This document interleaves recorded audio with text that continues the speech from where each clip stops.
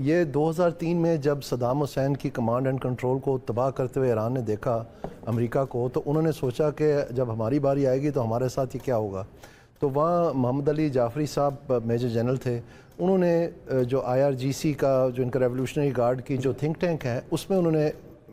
وقت صرف کیا اور انہوں نے ڈیزائن کیا کوئی 4-5 سال لگا کے ایک ہیڈ لیس آرمی کیسے ہوگی کہ اگر ہمارا لیڈر جو ہے آیت اللہ وہ مر جاتا ہے، اسیسنیٹ ہو جاتا ہے، تو پھر آگے جنگ ہم کیسے چلائیں گے۔ تو وہ ڈیسینٹرلائز ڈیزائن کیا، انہوں نے 30 کمانڈیں بنائیں جن کے سیپریٹ ہیڈ کوارٹر تھے ہر صوبے کے لیے اور ایک تہران کے لیے، یعنی 31، اور اس میں سیپریٹ ان کا آرمامنٹ، سیپریٹ ان کے ایمینیشن ڈمپ، سیپریٹ ان کے ڈرون، سیپریٹ ان کے میزائل، سیپریٹ کشتیاں، ہر چیز ان کو جو ہے نا علیحدہ علیحدہ کر دی اور ان کو اسٹینڈنگ آرڈرز دے دی، اور ان کے پاس اپنا اختیار تھا کہ وہ کس چیز کو اٹیک کرنا چاہتے ہیں، کون سا پلان کرنا چاہتے ہیں، کس طرح دفاع کرنا چاہتے ہیں۔ ٹوٹلی ڈیسینٹرلائز کر دیا۔ اب کیا ہو رہا ہے کہ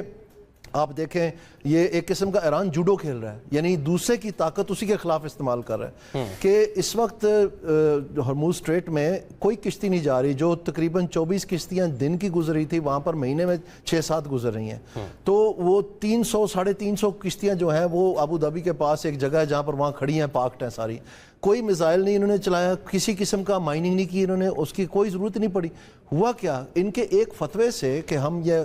بند کر رہے ہیں، جو دنیا کی انشورنس کمپنیز ہیں انہوں نے انشورنس پول کر دی ہے ساری کنٹینر شپس کے لیے، اب ان کے پاس انشورنس نہیں ہے، تو انہوں نے کوئی میزائل نہیں فائر کیا، کچھ بھی نہیں کیا۔ اب جو پرابلم ہے کہ جو پرائیویٹ سیکٹر ویریفیکیشن پروسیسز ہیں کسی بھی ساورن کنٹری کے لیے وہ ہو نہیں پا رہی ہیں کیونکہ 31 کمانڈیں ہیں، کوئی ایک دوسرے کی ضمانت دینے کے لیے تیار نہیں ہے، وہ سینٹرل کنٹرول ہی ختم کر دیا۔ کیا یہ امریکنز کو نہیں معلوم تھا؟ Please understand, allow me to finish please۔ میں یہ بڑا انٹرسٹنگ ہے، آپ کو پتہ تو چلے ہو کیا رہا ہے، آپ کے ناظرین کو بھی۔ تو اس میں پرابلم یہ ہے کہ ایران کے لیے کوئی اتنی بڑی ذمہ داری نہیں ہے، پوری دنیا کا انشورنس مارکیٹ کو کولیپس کر دیا انہوں نے اور یہ انشورنس پول کر دیا۔ جو دنیا کی انشورنس مارکیٹ ہے وہ پرائیویٹ سیکٹر لیڈ ہے اور وہ لیڈ ہے، یعنی انشوررز ہیں، اس کے اوپر ری انشوررز ہیں، اس کے اوپر کلبز ہیں امریکنوں کے، سویڈن کے، لندن میں، اس طرح کر کے، تو وہ سارے جو لیئرز ہیں وہ سارے ٹریگرز کولیپس کر گئے ہیں۔ اب اس کو ری ایویلیویٹ کرنے کے لیے کوئی بھی تیار نہیں ہے کہ وہ ٹیل اینڈ کی رسک کو مانیٹائز کر سکے، کیونکہ 31 کمانڈیں ہیں،